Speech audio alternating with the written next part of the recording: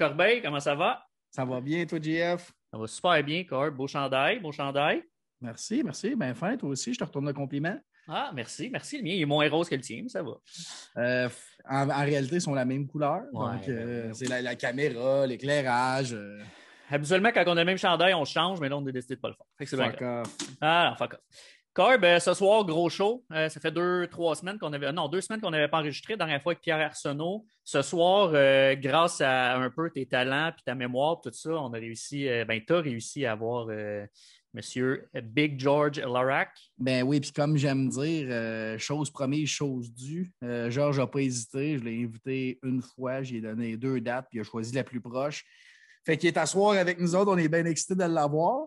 Georges, on le connaît tous pour sa carrière au hockey, mais il fait bien d'autres choses. Fait qu'on va peut-être essayer, on a 45 minutes avec, on va voir où est-ce que ça s'en va, mais on va essayer de l'amener ailleurs un peu, nous parler d'autres choses, des petites histoires qu'on a entendues à gauche, à droite. Donc, on va essayer de le faire parler, même s'il n'est pas trop dur à faire parler habituellement. Ouais, exact. Je pense que ça va être bien intéressant, bien drôle. Si on réussit à le faire rire une couple de fois, ça se peut que je rise, que je ris pas mal. Ouais. Corb, avant de commencer ça, parce que Georges est arrivé d'arriver, j'ai envie de parler de deux de nos partenaires très rapidement. Je te laisse aller avec le premier, celui que tu veux. Ben, le premier, moi, je vais y aller avec Horticulture JBD parce que Jew, Pomme pour les intimes, c'est un gars de Saint-Augustin qu'on connaît depuis qu'on est jeune. Puis c'est lui qui m'a approché parce qu'il trouvait qu'on faisait du bel exposure pour nos commanditaires. Horticulture JBD, eux, je sais qu'il a vendu une partie de sa run de gazon, mais il s'occupe de tout ce qui est le reste là, en horticulture, en fait. Ouais. Junior, vous pouvez aller sur le site internet Horticulture JBD, la page Facebook qui est un peu partout, sinon c'est Junior Desormeaux. Donc, Yes. un de nos 514-402-78-16. J'aime ça, j'aime ça. Ouais, le deuxième, mon cousin, ton ami, qui est d'ailleurs nouvellement va être un nouveau papa. Il nous a annoncé ça cette semaine. Ben oui. Deuxième, je ne sais pas si ça va être une fille ou un garçon encore. Il ne doit pas le savoir non plus, mais bon. Accès électrique, page Facebook 450-208-3360. Un peu partout, des jobs d'électricité un peu partout à Montréal, Rive-Nord surtout, mais il est de plus en plus à Montréal. Donc, accès électrique, page Facebook, allez voir ça. Horticulture. Ouais, ben vas-y. Oui, ben oui, vas-y. Non, j'allais juste répéter. Ben oui. Non, mais en fait, moi, je veux juste ajouter quelque chose parce que j'y pense présentement et je sais qu'il va écouter le show. Mais beau félicitations à mon père qui prend sa retraite aujourd'hui. Oh! M. Corbeil, bonne retraite. Bien mérité. Yes. Corb, on s'en va rejoindre Georges. Excellent. Ça va être le fun. Georges Larac, comment ça va? Ça va très bien, vous autres? Ça va super très bien. Merci. Georges, merci d'avoir accepté l'invitation. Écoute, j'étais au 91-9 contre Gonzo la semaine passée pour le quiz gaucher-droitier suite à une invitation de Gonzo. Je t'ai invité si je battais Gonzo. Je ne l'ai même pas battu, même pas passé proche. Il m'a battu à plat de couture, puis tu as accepté l'invitation quand même. Tu es là à soir, on est bien content de t'avoir. Non, mais probablement, il ne t'a pas battu à plat de couture. Là. C'était très serré. Puis tu as tellement bien fait que, écoute, j'avais pas le choix de venir parce que tu étais impressionnant dans ta performance. Merci. Oh, là, on t'invite pour parler de toi parce qu'on a reçu. Tu es notre deuxième ancien du Canadien qui vient. On a eu Max Lapierre avant toi. Mais t'es notre deuxième NHLer aussi, mais tu es le gars le plus impliqué des médias au Québec. On te suit à Larac Gonzalez depuis longtemps. On a reçu Gonzo l'été passé à nos débuts. Puis là, c'était toujours un certain rêve d'avoir Georges parler de sa carrière. Fait qu'on on va y aller avec ça. Georges Larac, repêché en 1995, 31e overall par les Oilers d'Edmonton. Parle-nous de ça. Parle-nous de ton draft day. Parle-nous de comment ça s'est passé, spécial pour toi. Mais je veux te dire, au repêchage, c'est fou parce que j'ai rencontré comme 16 équipes. Puis quand je rencontrais les équipes me faisaient toutes faire des tests de stéroïdes parce qu'ils n'en revenaient pas qu'à 17 ans, j'avais un physique comme ça. Puis moi, je trouvais ça cool parce que je me disais, écoute, s'ils veulent me tester, c'est parce qu'ils trouvent que ma génétique est exceptionnelle. Fait que pour la première fois à 17 ans, j'ai fait des tests de ça. Puis vraiment, au repêchage, j'ai failli partir en première ronde avec Détroit. À la fin de la première ronde, ça l'a passé proche. Puis finalement, le gars des Oilers, il a fait un clin d'œil à mon agent juste avant que ce soit eux autres qui repêchent. Et écoute, c'était Edmonton en plus, j'oublierai jamais les gens dans les dans les gradins. Il applaudissait tous les choix des Oilers d'Edmonton. Puis c'était incroyable d'être acclamé pendant que je m'en allais sur le stage. Puis recevoir mon chandail des Oilers numéro 95, le chandail de Heritage, qui est l'ancien chandail des Oilers. Je trouve ça fou parce que on te connaît, Georges Laraque, le bagarreur. Il y a bien des jeunes, sûrement aujourd'hui, qui t'entendent dire j'ai été repêché en première ronde. C'est un peu. Aujourd'hui, on ne voit plus ça, là, quelqu'un qui fait ça, mais tu marquais des buts là, dans le junior, tu étais productif. Qu'est-ce qui fait que tu es passé justement d'un gars de première ronde qui marquait des points? C'est sûr qu'il y a la grosseur et tout ça, là, mais toi, tu l'as accepté aussi. Qu'est-ce qui fait cette transition-là? Comment ça s'est passé, toute cette transition-là?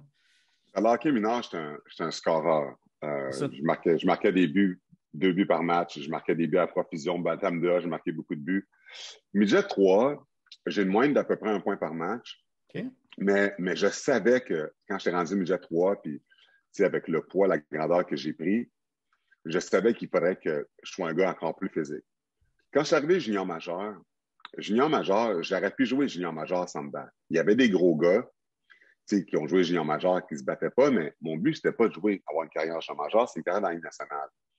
Puis je savais que pour jouer dans la Ligue nationale avec le physique que j'avais, il fallait que je me batte aussi si je voulais m'assurer de me rendre dans la grande ligue.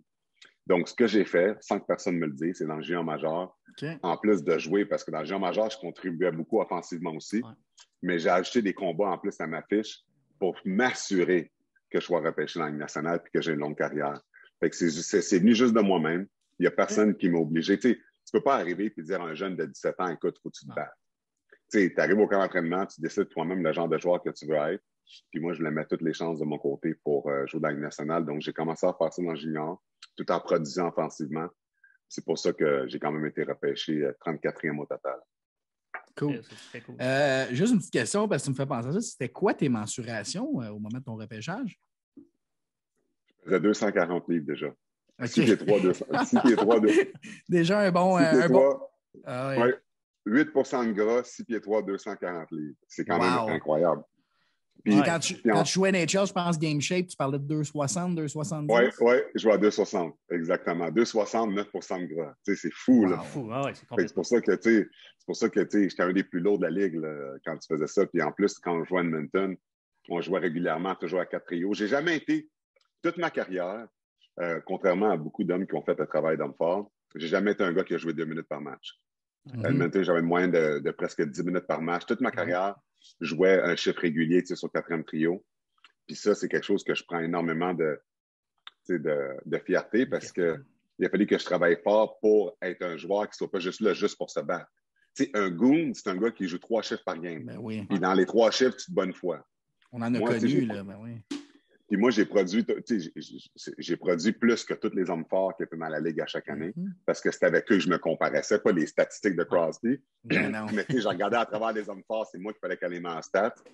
Puis en même temps, je jouais régulièrement. Puis dans les séries aussi, je jouais. Parce que normalement, les hommes forts, quand les séries arrivent, tu joues plus. Mais moi, vu que je suis un gars physique, c'est ça. Puis moi, vu que je suis un gars physique, dans les séries, j'étais habillé. Là. Les hommes forts, ils n'étaient pas habillés. Moi, j'étais habillé puis je jouais parce que je pouvais être un facteur même s'il n'y avait pas de combat avec les mises en échec. Puis ça aussi, pour moi, c'était quelque chose qui était important parce que la partie la plus fun de jouer au hockey, c'est de jouer dans les séries. Effectivement. Là, tu viens de parler de production, Cord. Je ne sais pas si tu voulais aller là, mais... exactement. Là, moi, je vais te parler d'une journée spéciale. J'ai encore été voir la vidéo là, aujourd'hui, le 21 février 2000 contre les Kings. Tu as fait un tour du chapeau. Puis je ne me souvenais pas de ton 3e but, mais c'est un but de scoreur. C'est des soft hands autour du net. Tu as lâché les gants... Vraiment, si on peut appeler ça comme ça, je pense que c'était contre Akiberg. Parle-nous de ce game-là où tu as fait ton premier et ton seul tour du chapeau en carrière. Écoute, c'est fou parce que, en passant, après ce match-là, j'ai eu 8 autres matchs que j'ai marqué 2 buts. Donc, j'ai bousillé 8 tours du chapeau. C'est clair que toi, tu vois ça comme ça. Oui, moi, c'est comme ça que je vois ça. dont une fois, j'avais 2 buts contre Dominique Hasek à Buffalo, puis je me disais, il m'en manque un autre, puis j'ai pas réussi, mais bref. Le tour du chapeau, je n'oublierai jamais parce que c'est contre Los Angeles. Puis je me souviens, je m'étais battu contre Steve McKenna ce match-là. Donc, un Gordie Howe hat-trick, c'est 3 buts et une bataille pour moi, pour Georges Laraque. Quand j'ai marqué 2 buts dans ce match-là, il restait à peu près 1 minute et demie au match. Puis là, ils ont enlevé leur gardien de but, qui était Stéphane Fiset. Puis là, les gens dans les estrades ont commencé à chanter mon nom, l'ARAC, que le coach me mette sur la glace pour le filet désert. Puis là, Camelo, il donne une petite tape dans le dos. Il dit désolé, Georges, il faut que je mette le trio défensif. Parce que, tu sais, quand l'équipe adverse enlevait le filet, enlevait le gardien de but, on mettait le trio défensif. Puis Yannick Ninema, il a marqué. Puis là, c'était 5-3, puis il restait 25 secondes à la game. Puis là, il a mis mon trio. J'ai début un combat, puis je me dis, OK, je vais être la première étoile quand même, c'est une bonne game. Mais là, on s'en va il reste 25 secondes. On est rendu dans la zone adverse. Jim Dahl, il a le puck, il me fait une passe. Aki Bird est devant moi, puis je ne sais pas pourquoi j'ai fait ça. J'ai fait un spinorama à la Denis Savard, c'est quelque chose que je n'avais jamais fait. Là, je me trouve tout seul devant Stéphane Fiset, je fais un back-end, puis je marque. Je suis devenu fou parce que il restait plus de temps. Tu sais, j'ai jamais pensé qu'avec 25 secondes qui restaient, que j'allais marquer mon taux de chapeau parce que si Fiset était revenu dans les buts, là. Ah ouais. Il était dans les buts, il restait plus de temps. Oui, c'était contre un goaler, ben oui. Ouais. Fait que c'est pour ça que quand ça s'est arrivé, écoute, je suis devenu fou, j'ai patiné partout, je capotais. J'ai patiné aussi vite que Connor McDavid au banc, puis que ce souvenir que j'oublierai jamais. Les gens ont pitché des casquettes sur la glace, je regardais ça, je me disais, crime, la dernière fois que j'avais fait un taux de chapeau, j'en ai fait un dans Junior Major, mais après ça, c'était au PlayStation. Puis je me disais, d'avoir fait ça dans la Ligue nationale, c'était incroyable. Puis vraiment, c'est un souvenir que j'oublierai jamais. Il y a plein de petits moments, tu sais, comme ça, ton taux de chapeau. Puis, tu sais, on est très au fait que tu en parles souvent, là, ces faits d'armes-là, mais il y a quand même des gens qui ne sont pas au courant. Fait que je trouve ça bien intéressant, mais j'aimerais ça que tu me parles de 2 situations de combat. Un, que tu t'es battu, l'autre, pas de mémoire en tout cas, mais la situation avec Chara puis la situation avec Lucic. Une à la fois. Chara, nous autres, en tant que fans du Canadien, ça nous a marqué beaucoup là, à l'époque. Là. Chara, évidemment, c'était pas le heavyweight, là, parce que c'était toi, mais c'est quand même le plus grand, le plus gros de la ligue. Puis notre feeling, je pense que Corp, tu as le même, mais c'est que Chara voulait juste il a droppé Mitten parce que c'était le plus gros, mais il t'a juste lancé à terre. Il s'est pitché à terre, tout simplement. Il aurait aimé s'éviter. Ouais. Ce qui est arrivé, c'est que probablement toute ma carrière, j'ai toujours couru après lui. Okay. Il n'a jamais voulu se battre avec moi. Il avait peur. Tu sais, c'est clair, il avait peur de moi. Même que quand il était à Ottawa, André Roy me disait que Chara, il avait peur de moi. Il me le disait constamment. Là, on était à Boston. On mène 5-0. Là, Chara, il fait signe au face-off. Il est en défense. Il dit « George, let's go ». Là, j'étais comme « Enfin, je ne peux pas croire que finalement, il accepte ». Fait que là, on jette les gants. Puis Chara, il y a une technique. En anglais, c'est pulling the shoot. Je ne sais pas c'est quoi en français, comment on dit ça, mais il y a une technique que le monde font, que si tu ne veux pas échanger avec quelqu'un, tu ne vas pas te faire mal, c'est que tu pognes le gars par le chandail, tu te laisses tomber sur le dos comme si tu perdais l'équilibre. Quand on s'est battu, c'est ça qu'il a fait. Fait qu'il m'a tiré, puis il s'est laissé tomber sur le dos, puis bien entendu, je perds l'équilibre, je tombe dessus. Oui. Là, le combat est fini quand ça arrive, les arbitres arrivent. Quand les arbitres sont arrivés, j'ai dit aux arbitres, non, tu ne donnes pas 5 minutes pour ça. Donne-nous 2 minutes, on refait ça. Je tombe en impunition, je gueule après Chara, je dis, qu'est-ce que tu fais là? Tu veux-tu te battre, tu veux pas te battre? C'est quoi ça? Tout le monde le voit sur la glace, là. Tout le monde le voit sur la glace, qu'est-ce qu'il a fait. Puis là, on est avant impunition, il dit, OK. Puis là, il y a 2 minutes, les 2 minutes s'écoulent. Fait qu'on square off encore. Il a fait la même affaire 2 fois. Il s'est tellement fait écœurer par mes coéquipiers, même que son équipe il devait être embarrassé parce que ça paraît quand tu fais ça. J'ai même la séquence de photos que le photographe a pris quand il me tient le chandail et il se laisse tomber sur le dos, que tu le vois qu'il me tire et que je tombe par-dessus pour pas manger de coups. Fait quand tu fais ça, le gars dans le stade qui regarde ça, il se dit « Ah, il a perdu l'équilibre, il est tombé tout de suite. » Non. Chara, il était fort en crime. S'il aurait voulu échanger, il aurait pu, mais avec moi, il voulait juste pas échanger, fait que c'est juste pitcher sa glace. Je suis quand même curieux parce que tu as souvent dit que te battre, t'aimes pas ça. Puis c'est pas quelque chose nécessairement que tu apprécies. Mais là, tu viens de dire que Chara, tu courais après, tu étais comme enfin, je vais. Mais c'est quoi le feeling de les deux rapports, en fait, en J'aime pas me battre, puis enfin. Non, mais l'affaire, c'est quand je courais après Chara, on s'entend, c'est parce que, tu sais, supposé qu'il avait donné une mise en échec à quelqu'un, là, je courais après, puis j'allais le frapper ou quelque chose, tu sais, je veux dire, puis il répondait pas, il faisait rien. Ouais. J'ai jamais aimé me battre, mais je le faisais parce que c'est ça qui me gardait dans la ligue. C'est pour ça que j'ai joué pendant 13 ans dans la Ligue nationale. C'est pour ça Puis je me suis dit, si j'aime pas ça me battre, aussi bien être le meilleur, parce que si tu es le meilleur, tu n'as pas besoin de le faire aussi souvent, parce que le monde a peur de toi, le monde respecte ton équipe. C'est un homme fort qui se bat 40 fois par année, là. Il n'est pas tough. Le monde, ça veut dire qu'ils n'ont pas peur de lui. Ben oui. Tout le monde, parce que tu ne blesses pas personne. Mais moi, Brashear, Boogaard, tous ces gars-là, on ne se battait pas plus que 10 fois par année parce que le monde avait peur.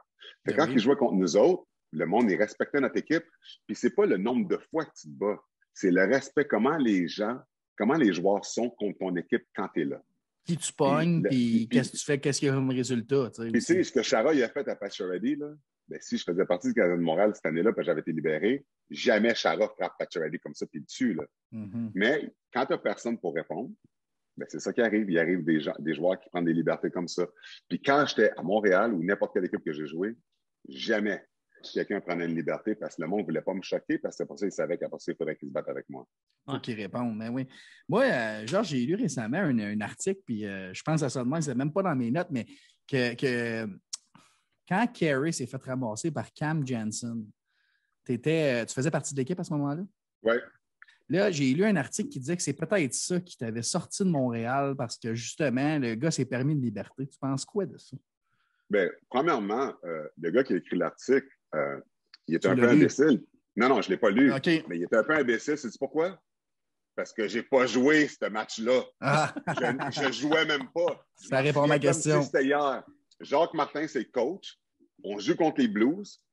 On a le dernier changement, donc on sait l'alignement des Blues. Cam Janssen joue, il ne fait même pas jouer. Parce que je n'ai pas joué, Cam Janssen est rentré dans Carey Price. Okay. Je me souviens, les médias avaient questionné. Il avait questionné Jacques Martin. Il a dit pourquoi Georges Larac n'a pas joué, Cam Janssen, il jouait.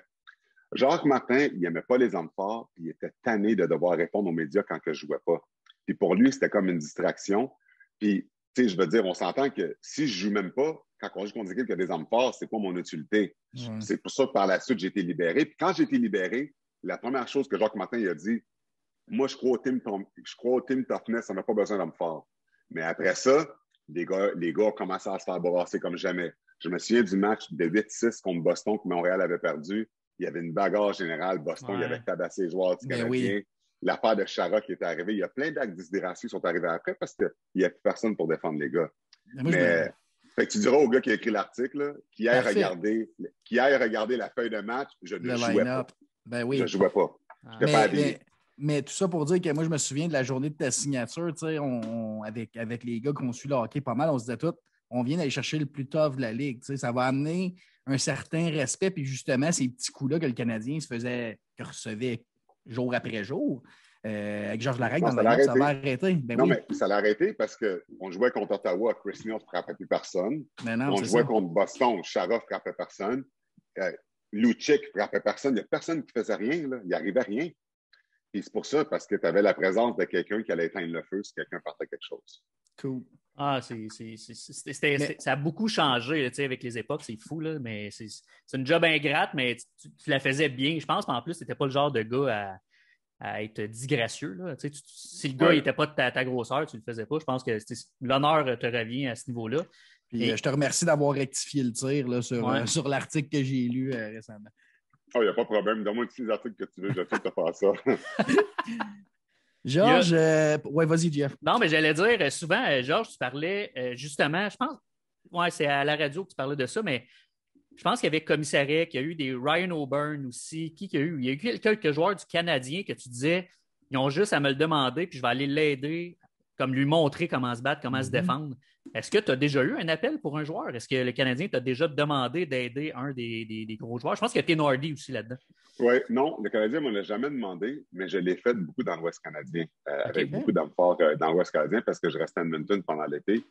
Puis pendant les camps de conditionnement, j'aidais des hommes forts avec des pads sur la glace, des McIntyre, des Westgard, des Cassian, plein de gars de même que j'ai aidés pour se défendre, donner des trucs de ce que j'avais pendant que je le faisais. Mais non, à Montréal, c'est jamais arrivé qu'il me l'ait demandé. Puis j'étais sûr, puis même à un moment donné, sur Twitter, je m'étais proposé à McCarron de l'aider gratuitement. De l'aider gratuitement parce que, écoute, c'est un gros gars de même, puis il n'y avait aucun ballon. Puis à chaque fois qu'il se battait, on avait peur qu'il se fasse mal. Mais non, il ne m'a jamais demandé de l'aide, même s'il en aurait eu grandement besoin. Georges, 2006-2008, tu as fait les finales une fois avec Edmonton, une fois avec Pittsburgh. Laquelle pour toi est la plus mémorable? Pourquoi? OK. C'est sûr que faire la finale de la Coupe Stanley, c'est mémorable. 2006, ça me fait encore mal au cœur parce qu'on a perdu le match 7 contre la Caroline.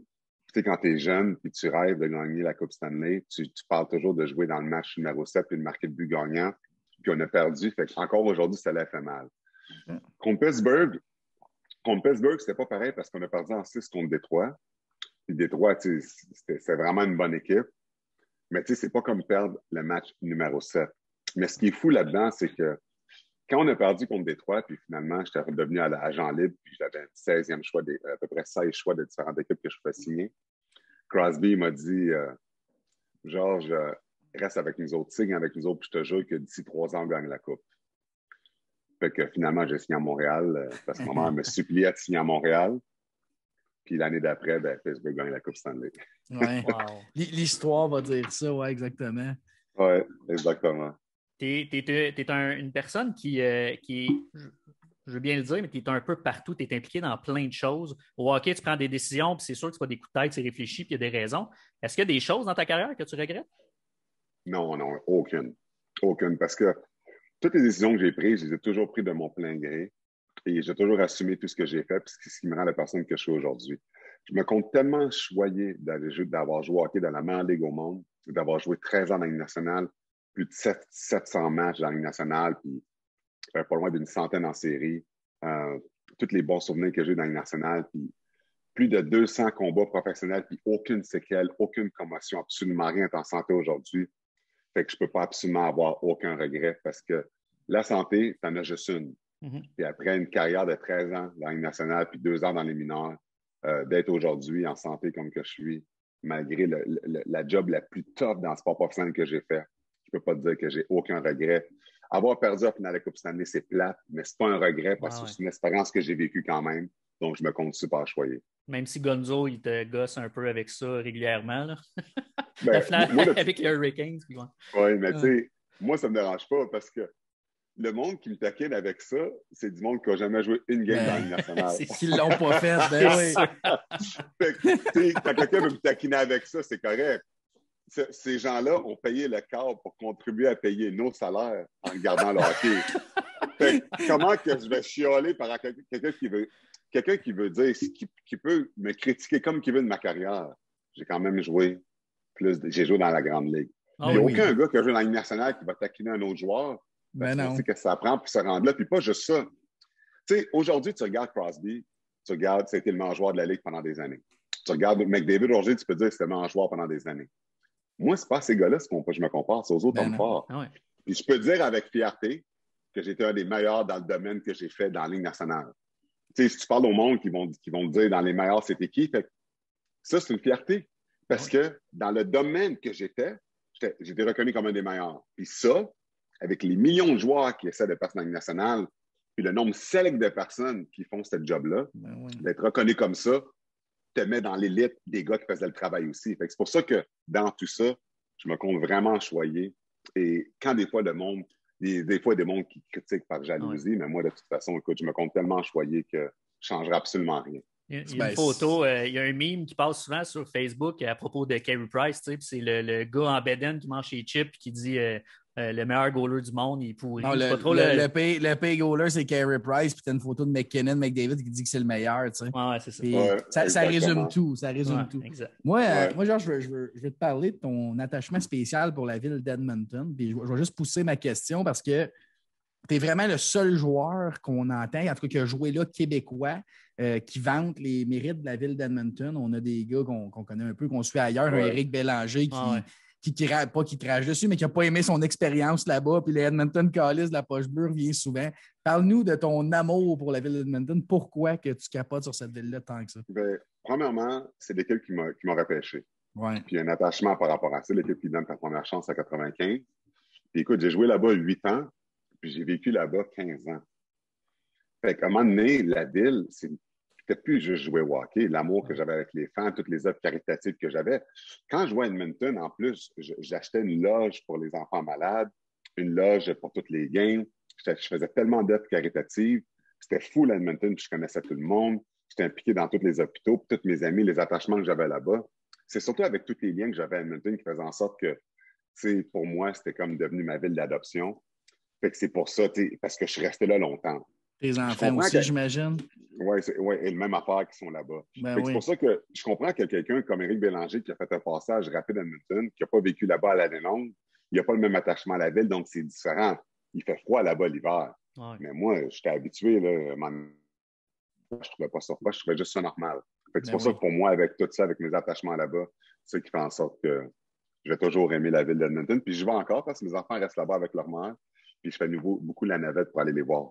Oui, ça t'arrive de là, en fait, je pense. Tu es allé la semaine dernière, c'est ça. Oui, parce que c'était leur fête, exactement. Ah, OK. Cool.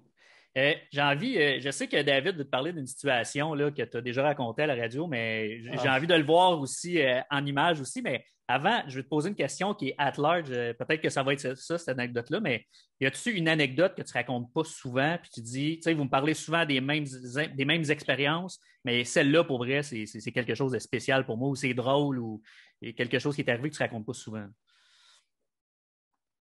Écoute, c'est tellement fou. Si je peux t'aider un peu, Georges. Vas-y. Je peux te compter mon premier road trip que j'ai fait à Winnipeg avec les Oilers d'Edmonton. Puis, moi, dans l'avion, je dors tout le temps. Quand j'ai l'avion, tout le temps, je m'endors pas facilement. Puis, au début de ma carrière, j'avais comme un petit afro sur ma tête. Puis, je me souviens, Brian Marchment, il m'avait mis de la crème à raser sur la tête. Okay. Puis au début, à Edmonton, on ne prenait pas des vols charter, on prenait des vols commerciaux. On volait avec le monde. Okay. Avec le monde parce qu'on n'avait pas d'argent. Tout le long du vol, j'avais de la crème fouettée sur la tête, puis je dormais. Puis je ne sentais pas. Puis à un moment donné, je me réveille, mais tout le monde dans l'avion me regardait en riant, puis je ne savais pas pourquoi. Tu sais, quand tu es assis, puis on est habillé, puis tout le monde me regarde et rit, puis là, je souris au monde, mais je ne sais même pas. En atterrissant, OK? Hey, ça dure 1 heure de même, là, parce qu'on avait des vols super longs en plus. Commercial, c'était long, puis Edmonton, c'est une des équipes qui voyagent le plus parce que est en ouest. Ben oui. Juste à l'atterrissage, la crème fouettée qui commence à fondre, ça commence à couler. Je mets ma main sur la tête, puis là, je sens l'affaire de crème glacée, puis tout le monde dans l'avion éclate de rire. Écoute, vous voyez, je suis noir, là, j'étais rouge comme ton chandail. Quand ça s'est arrivé, j'étais tellement gêné, c'était tellement embarrassant que, comme recul, Brian Marchment m'avait fait ça. Fait que c'était comme quelque chose que. Puis en plus, il avait coupé ma cravate aussi pendant que je dormais, puis je ne m'étais pas aperçu derrière. Un popé joueur physique, c'est Brian Marchment, hein? Oui, exactement. Moi, c'est celle que je veux que tu racontes parce que je l'ai entendu à la radio l'autre fois, mais que je trouve incroyable, c'est ta gageure de drink avec Ryan Malone. Ah, t'aimais ça? Oui, c'est malade. Genre, j'ai adoré ça, puis je veux que tu racontes sur le podcast pour ceux qui n'ont pas eu la chance de pogner ça. Tu avais fait une gageure, Heavy Drinker, là, tu l'appelais, mais je veux...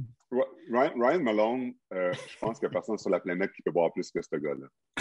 Puis, je me souviens à Pittsburgh, après que la saison était terminée, devant tout le monde, puis je l'ai juste fait pour le show, je savais que je n'avais aucune chance, mais j'ai challengé Ryan Malone dans un concours de drink. Tout le monde de l'équipe est venu. Puis c'était des bouteilles c'était des shooters de Jägermeister. Puis on en prenait un à la fois, tu sais, non-stop. Toute l'équipe, tout le monde était là. Fait qu'on commence, première bouteille, tu sais, en shooter, fini. Deuxième bouteille, en shooter, fini. Hey, 2 bouteilles, là. 2 full bouteilles de Jägermeister. Du 40-11, là. À la 3e bouteille, là, j'ai blacké out à ma 3e bouteille. Puis là, je vous compte que Gary Roberts puis Colby Armstrong m'ont compté de ce que j'ai fait pendant que j'ai blacké out. Là, à un moment donné, je suis comme tombé dans le bar, puis Ryan Malone avait gagné, mais j'ai commencé à marcher dehors, puis je rentrais dans des voitures qui étaient parquées, puis j'ai poqué tellement que j'étais out. Je rentrais dans des autos là, que j'ai poqué. Ils m'ont ramené chez nous, chez nous, donc je ne sais pas comment ils ont fait, ils m'ont transporté puis tout ça. Puis le lendemain, quand ils sont venus pour me réveiller, je n'étais plus là. Je me suis réveillé dans un autre lit. Chez vous? Je restais dans un condo. Non, dans un autre lit, dans un condo chez quelqu'un. C'est bon. Fait que j'ai aucune idée comment, en dormant chez nous, je me suis retrouvé dans un autre lit de chez quelqu'un. C'était n'importe quoi pour vrai. Je suis surpris de même pas avoir été au poste de police. Puis Malone, lui, il était top shape. Puis Malone, le plus drôle là-dedans, il était rendu à peu près midi quand je me suis réveillé. À 5 h du matin, à 6 h du matin, à 7 h du matin, il me laissait des boîtes vocales. George, du lightweight, il buvait encore. Puis à midi, finalement, quand j'ai parlé, ben, le gars, il n'avait jamais arrêté de boire. Incroyable. C'est pour ça que je te dis que ce gars-là, il a la ceinture de tous les gens qui ont bu de l'alcool que j'ai jamais vu de ma vie. Je trouve ça incroyable. Ah non, c'est complètement fou. Ça n'a pas de sens. C'est quoi son size à peu près à Ryan Malone? C'est un gros bonhomme un quand même? 6'4". Ouais, c'est ça. Il était genre 6'4", 220. Ouais, dans ces eaux-là. Mais quand même, c'est ça. Des fois, le size n'a pas nécessairement rapport, là, mais bref. Ouais. Ça, c'est des histoires complètement folles. J'en ai un autre. C'est savoureux. Ça n'a même pas rapport avec le hockey, mais en partie. Mais j'ai lu aujourd'hui, parce que j'essaie de trouver des choses qu'on n'entend pas parler souvent de toi. Puis j'ai vu quelque chose, ça s'est passé dans un casino à Edmonton. Tu te rappelles-tu de ça? Mais il y a tellement de choses qui sont passées dans le casino. Mais vas-y, qu'est-ce que tu as lu? Vas-y. Ta première dette de 100 000 que tu as mis sur une carte de crédit. Oui, bien ça. C'est dans un podcast que j'ai vu ça. Oui, quand j'ai commencé à Edmonton, tu sais, la première fois que tu as ton premier contrat, tu sais, premier contrat pro, tu t'en vas au casino, parce que les gars allaient là souvent, tu étais une recrue, puis tu sais, ma première année, mon premier contrat, c'était 230 000, là, c'est fou, là. C'était pas comme les 1,5 à la fin de ma carrière, mais bref, 230 000, tu as un casino avec plein de monde, puis là, tu joues au blackjack, puis je connais pas trop ça.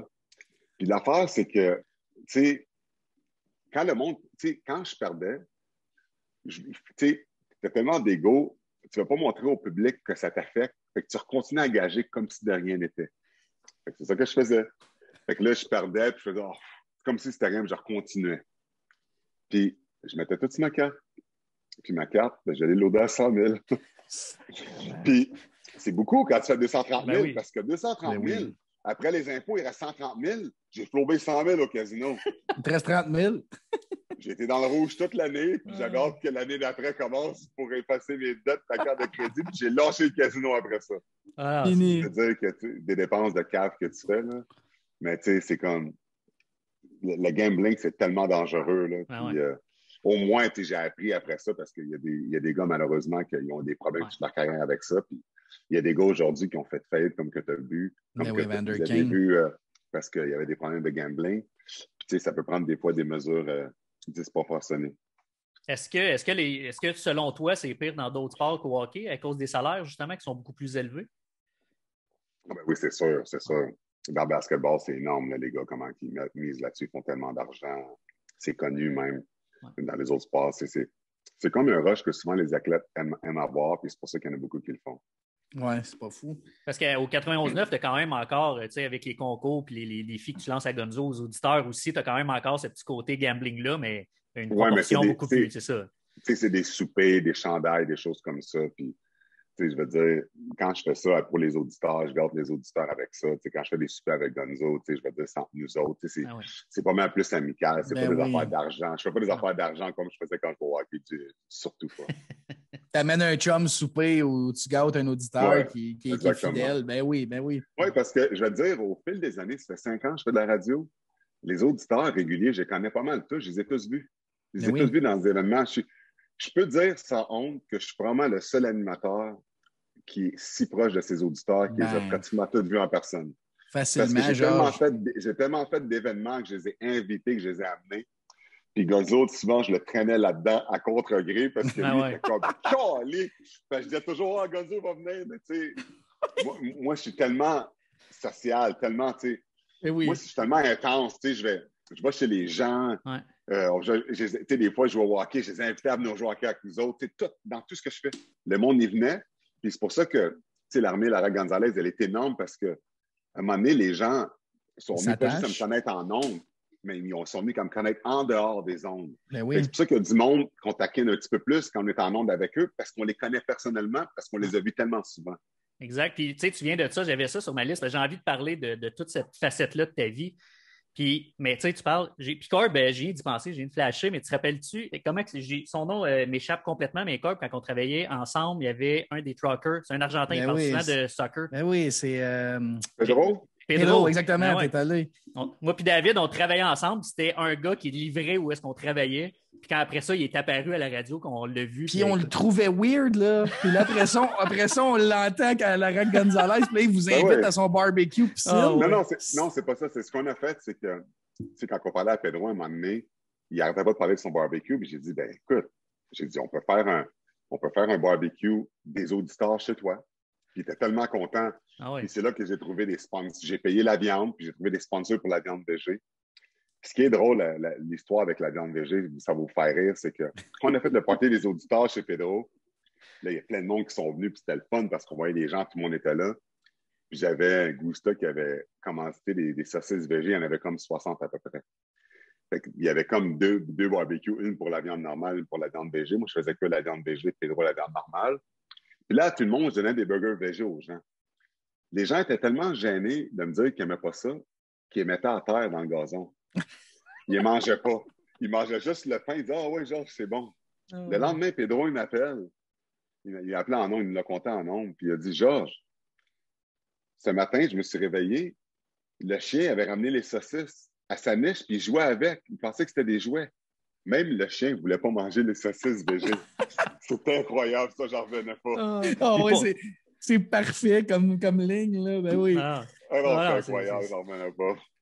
J'ai envie que tu me parles, écoute, je ne sais pas si tu veux continuer là-dedans, mais j'ai envie que tu me parles d'une couple de personnes, des relations. Puis il y en a une, moi, particulièrement, que j'aime beaucoup, là, puis que, tu sais, des fois, je me demande si c'est arrangé, puis tu vas me dire la vérité, je suis convaincu. Mais Jeff la légende. Ben oui, c'est sûr. On dirait que ça a comme décliné, on dirait, votre relation dans les derniers mois, là, puis je ne sais pas si c'est juste pour le show ou... Pour vrai, il est désagréable. Pour les gens qui vont entendre ça, vous allez être déçus, là. Mais c'est juste une mise en scène qu'il fait. Je le connais très bien, il m'écrit régulièrement, il n'est pas comme ça dans la vraie vie. C'est une mise en scène, puis ça marche. Je fais juste jouer avec. Je l'ai vu souvent, je l'ai vu dans les événements. C'est vraiment un bon gars. Puis maintenant que tu sais ça, ça ne va plus jamais t'affecter comme ça quand tu vas l'entendre. C'est un jeu qu'on fait en ondes avec. Le gars, il n'est pas de même comme ça. Mais il n'est pas si pire que ça. Ben oui, c'est ça. Non, mais non, il niaise. S'il était si pire que ça, on ne parlerait pas. Là. S'il m'énervait tant que ça, c'est nous autres qui décident. Quand Rob il prend l'appel, on ne parlerait pas à Jeff. Ah, mais je trouve ça incroyable. Fait que là, vu que je te dis ça, quand tu vas l'entendre, ça ne t'irritera plus parce que tu vas savoir sur les enceintes. Ben oui. C'est pour ça que des fois, le monde, ils disent t'es donc bien méchant avec. Ben, parce que eux autres embarquent parce qu'ils ne savent pas. Exact. Mais si tu sais ce que je te dis là maintenant, ça ne t'irritera plus. Mais moi, tu vois, c'est Gonzo. C'est la réaction de Gonzo. Moi, souvent, je suis comme Gonzo, il a l'air fâché pour vrai.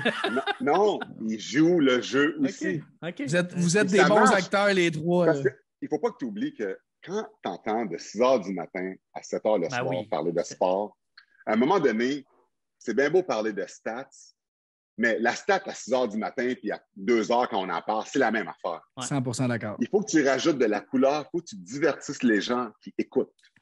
On parle de sport, mais en même temps, on essaie de divertir les gens, que ce soit le fun. Puis quand les gens appellent, c'est là que des fois, tu peux jouer avec les gens, puis divertir les gens, puis les faire rire dans leur voiture. Puis c'est ça qu'on fait, pour que ça soit plus le fun. Fait qu'avec Jeff et avec du monde qu'on connaît plus, on peut plus les taquiner parce qu'on les connaît.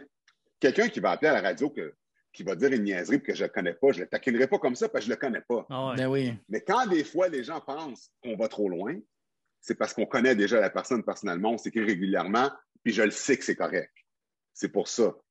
Mais en vous disant ce secret-là, pour les gens qui écoutent le show, qui viennent d'entendre ça, ça vient de gâcher le futur des appels quand le monde va appeler, parce que là, ils vont savoir, puis ils vont comprendre pourquoi des fois, quand ils disent « Colin, va même trop loin », c'est juste une mise en scène. Okay. C'est bien correct. Tu sais, en fait, moi, je suis content de mettre une ligne là-dessus parce que moi aussi, je trouvais que Gonzo s'emportait royalement. Puis Jeff, la légende, assis dans mon truck, j'ai le goût de dire de fermer sa gueule. Tu sais, pas tu devrais voir le nombre de personnes qui veulent se mettre en ligne pour lui donner une volée. Ben oui. Ouais. Puis, sauf que si tu sais ça maintenant, là, tu ne réagis plus pareil. Là, ça vient de gâcher la magie que tu avais à chaque fois qu'il appelait. Mais parce que là, maintenant, quand tu vas l'entendre, tu vas dire « Ah, OK, le gars, il n'est pas de même. » Mais c'est un autre plaisir. On va avoir le plaisir que vous autres, vous avez en riant de ceux qui capotent, de ceux qui trouvent que c'est intense. Exactement. Mais tu sais, même moi, des fois, je me dis « Asti, man, il n'est pas peureux, il dit ça à Georges Larac. Georges, il va te le ramasser, mon gars. » Non, mais si c'était si grave que ça, oublie pas, j'y parlerais plus. Là. Ben ouais, non, c'est sûr. clair. Ben non, c'est sûr. Ouais. Il y en a plusieurs, là, des Victor, le Père Noël, des fidèles, là, que vous avez un tout- bond avec eux autres, là, ça paraît. Ben, comme ça, Ben oui. moi, je leur parle.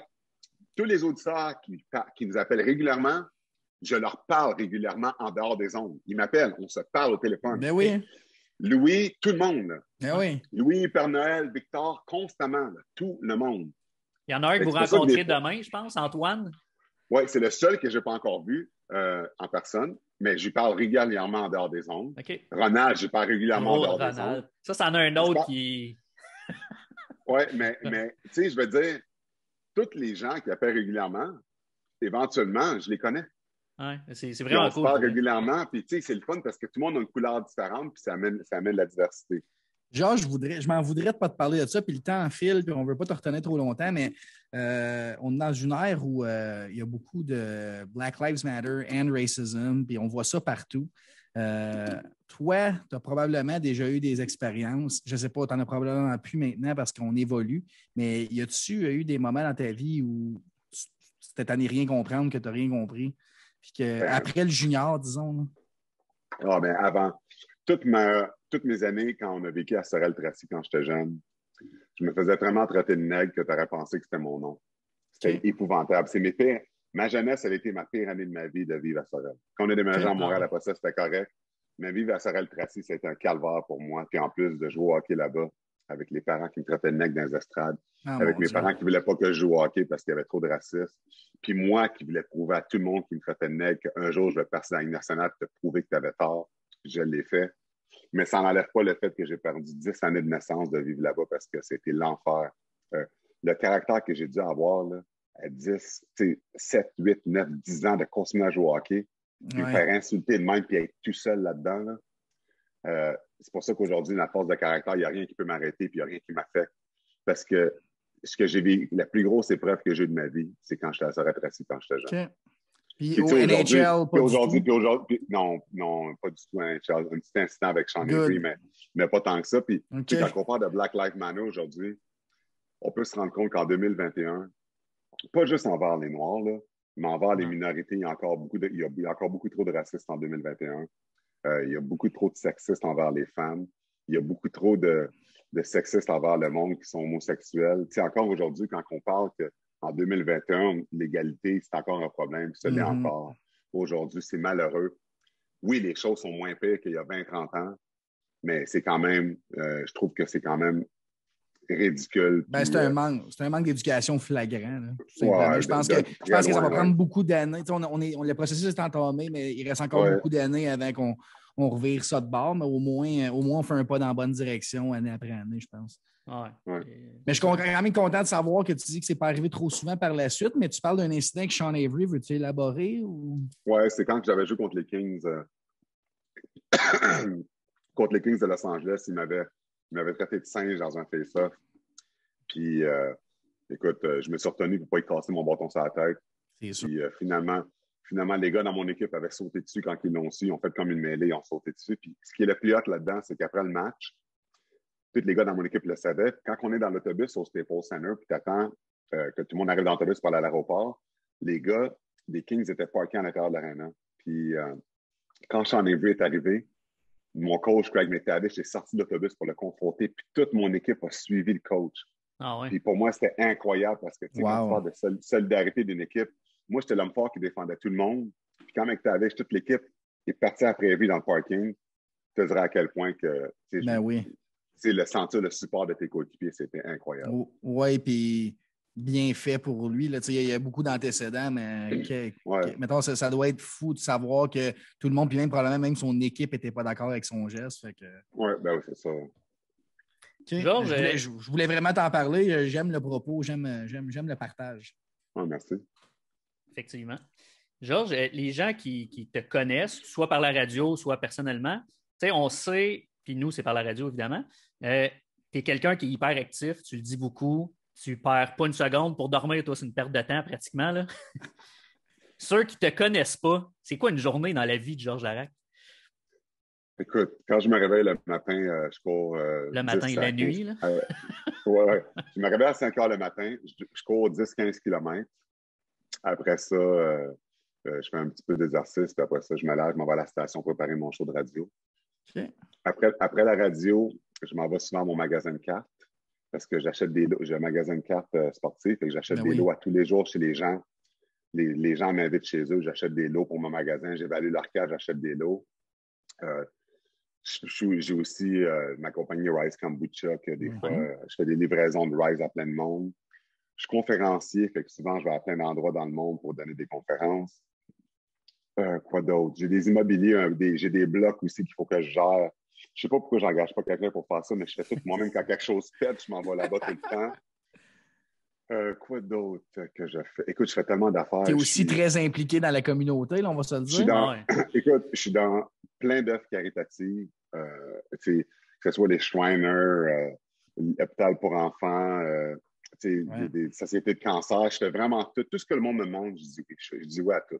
Je fais le plus de choses possible parce que je me compte tellement privilégié d'avoir eu la plateforme que j'ai eue déjà dans la Ligue nationale que j'essaie d'utiliser cette plateforme-là pour faire du bien pour les autres. Puis je me souviens quand j'étais jeune, puis j'étais beaucoup spirituel, puis je le suis encore, puis je priais à Dieu de me donner la force de me rendre dans la Ligue nationale. J'ai fait un pacte avec que si il me donnait la force de me rendre dans la Ligue nationale, bien, j'allais faire une différence dans la vie des gens. Fait que je m'implique le plus souvent que je peux, de façon méthodique à tous les jours, le plus que je peux pour aider des gens à faire une différence des gens. Je vous parlais tantôt, je suis arrivé en retard au podcast, désolé, parce que j'avais un événement à rêve d'enfants. J'étais aussi avec eux. Je fais tellement plein d'affaires. J'en fais le plus possible, puis j'ai énormément d'énergie parce que je suis vegan, je suis végétalien, fait que j'ai pas besoin de dormir autant. Fait que non, ça. Mes affaires roulent à 100 000 $, j'adore ça, puis je vais toujours rester de même. C'est incroyable. Puis, écoute, je pensais. Cette énergie-là, on la ressent, en fait. Moi, j'écoute le 91.9 beaucoup le midi, principalement à cause de toi et Gonzo, parce que ton énergie se ressent. Le côté Gonzo qui va te taquiner. Ton rire, honnêtement, tu peux avoir la pire journée de ta vie, on t'entend rire, puis c'est sûr qu'on a un sourire. Là. Un rire plus que communicateur. Georges, moi, si je peux renchérir là-dessus, là, parce qu'on va te laisser aller après, mais je pensais te connaître, moi, à travers la radio, connaître ta personnalité, mais j'ai appris plein d'affaires à soir. Je pense que tu gagnes à être découvert encore plus, même si tu sembles être un livre ouvert, quand on ne te connaît pas, on n'arrive pas à assimiler l'homme que tu es, la personne généreuse que tu es. C'est vraiment cool. Puis je suis vraiment content que tu aies pris le temps. Puis vraiment un gros merci. Ouais. Ah, mais les gars, ça m'a fait plaisir. Puis n'importe quand vous avez besoin de moi, ça me fait plaisir. Puis désolé du retard. Aucun problème. De retard aujourd'hui. Puis c'est un honneur de faire partie de votre émission. Moi puis David, on est d'ailleurs des clients de ton magasin de cartes. Ouais. Oh, pas vrai? Ben oui. Yannick, je sais que tu as vendu une carte à un gars qu'on connaît bien, Yannick Leblanc. Exact. Une Crosby. Puis il s'est reviré de bord, puis il l'a revendu pas longtemps après, puis tu n'étais pas bien fier. Tu as échangé contre un portrait de Mohamed Ali, je pense. Ah oui, exactement. Non, c'est pas vrai que c'est pas vrai que je me suis reviré de bord, que je n'étais pas fier. Non, pas toi, lui. Lui, OK, je pensais que tu disais que je n'étais pas fier. Mais oui, j'ai donné Crosby Young Gun comme un livre de Mohamed Ali que je vais garder pour la vie, là. Ouais. Mais pour vrai, il a vendu sa carte après. Il a dit hey, Crosby, tu gardes ça. Là. Ben oui. Jusqu'au Hall of Fame, au moins. Oui, jusqu'au Hall of Fame, puis après ça, ta monnaie après. Là, mais ben il n'y aurait pas de s'en départir. Avant de te laisser aller, j'ai envie de savoir, vu que le show sort lundi pour nous, qu'est-ce que tu as préparé pour le poisson d'avril demain? OK. Ben, c'est vrai qu'ils ne sauront pas, ça sort lundi. C'est ça, exact. Okay. Le poisson d'avril, comme que vous le savez, c'est de faire accroire à des gens des choses, puis qui est gobe. Ben, ça a marché. Tout le monde est en panique à la station, puis je ne vais absolument rien faire demain. Je ne vais absolument rien faire, mais tout le monde panique. Parce qu'on là, tu ne peux pas faire ça. Et le monde panique aujourd'hui. Fait que demain, je vais arriver, je vais dire, c'est un poisson d'avril, je ne fais rien. Mais quand je vais arriver à la station demain, le monde va se cacher, ils vont être en panique, ils vont me checker. Oui. Puis je vais faire comme le jeu. Puis je vais dire, poisson d'avril, c'est rien, les gars. Puis ils vont tous décompresser. Parce que je te dis aujourd'hui, là, après, Rob, il capotait Gonzo. Là, tabarnane, tu peux pas faire ça, là. Je peux pas. Tout le monde freakait. Puis j'ai dit à tout le monde à la station que j'allais les pogner. Mais je vais rien faire. Fait que dans le fond, je l'ai amorcé la veille pour que demain, je puisse dire, poisson d'avril, les gars, j'ai niaisé avec vous autres. Good job. C'est ça, là. Excellent. J'ai déjà hâte que ça sorte lundi prochain et que tu nous le likes en ligne d'avance. Oui, exactement. Fait que demain, ça va être drôle parce que je vais vraiment les avoir vus. Mais il y a un gars, c'est drôle parce qu'à la fin du show, il y a un gars par messagerie texte qui l'a guessé ça. qui a écrit les gars, Georges, c'est ton poisson, c'est ça. Il vous fait marcher. Mais il n'y a personne qui l'a lu parce qu'ils ont fermé leur ordi parce que c'était à la fin du show. OK. Fait qu'il n'y a personne qui sait. Fait que le monde demain, ils sont en panique. Ils se demandent tout qu'est-ce que je vais faire encore. Ah, c'est malade. J'adore ça. Ouais. Un gros merci, Georges, encore Hey, une fois. Georges, Super généreux. Tu couperas juste ça à la fin. Georges, tu veux-tu rester? Je veux juste prendre une belle photo de notre recording. Mets split screen, mon GF. Ouais, Juste poster ça parce que c'est huge, Georges Larac au podcast. Encore une fois, pour vrai, super généreux. Hein? Comme tu as dit tantôt pendant le show, on pense le connaître. Finalement, ben, il nous sort d'autres choses. Non, c'est Georges Larac. Honnêtement, là, un de mes souhaits éventuels, là, c'est de. Je sais qu'il ne boit pas vraiment de la bière, là, mais tu sais, ton genre de gars que j'aimerais être dans une après-chambre de hockey avec ou passer 2-3 heures avec, juste à jaser. Ça doit être assez incroyable tout ce qu'il a vécu. Hey, le casino, Ryan Malone, les histoires de Sean Avery, on entend des noms. Jacques Martin, le team toughness, tout ça, j'ai trouvé ça assez cool. Là. Il est assez généreux de son propos. Donc, on le remercie encore. Ben oui, merci Georges. Merci beaucoup. Big time. Corb, juste un dernier mot rapidement sur nos partenaires de ce soir. Je te laisse aller. Je vais continuer avec Horticulture JBD Junior des Ormeaux, un jeune de Saint-Augustin jeune. Il a mon âge, il est plus si jeune que ça, mais un bon boy, un chum. Junior qui est à sa compagnie Horticulture JBD qui s'occupe de tout ce qui est paysagement. Donc, vous pouvez le contacter. Le numéro de téléphone, je ne suis pas encore familier avec, mais je viens de le voir. Donc, c'est 514-402-7816. Puis son site Internet, il est un peu partout, Junior, très accessible, très rejoignable. Donc, en cette période où on cherche quelqu'un pour sa headset, sa fertilisation, son gazon, appelez Junior. Yes. Moi, je vais avec Accès électrique, mon cousin Fred, qui est partout sur la Rive-Nord. Tous les projets d'électricité, les plus petits comme les plus gros, 450-208-3360. Maintenant aussi, quelques projets sur l'île de Montréal. Donc, pour le contacter, sa page Facebook ou son numéro de téléphone. Yes, Corb, une autre belle entrevue. On a quelques noms intéressants quand même qui s'en viennent. On fait ça aux 2 semaines au lieu d'2 semaines, mais les noms sont intéressants. J'ai quand même bien hâte. On va se garder à surprise, là, mais normalement, mi-avril, on devrait avoir quelque chose de bien intéressant. De très gros. Là, on va le mettre sur notre podium de ce qu'on a reçu jusqu'à maintenant, certainement. Ouais, assurément. Fait qu'on va vous annoncer ça prochainement. Il y a aussi le site Internet qui s'en vient. Ça va faire 1 an, en fait, le 24 avril, qu'on existe. On veut fêter ça. On va fêter ça. Donc, c'est ça. Plusieurs projets qui s'en viennent. On vous remercie beaucoup, ceux qui sont à l'écoute régulièrement, ceux qui likent nos posts, ceux qui nous suivent partout sur les réseaux sociaux. Un gros merci. Puis, j'espère que vous avez apprécié ce soir. On se reparle prochainement. Merci, salut. Yes. Bonne soirée, mon Dieu. Ciao.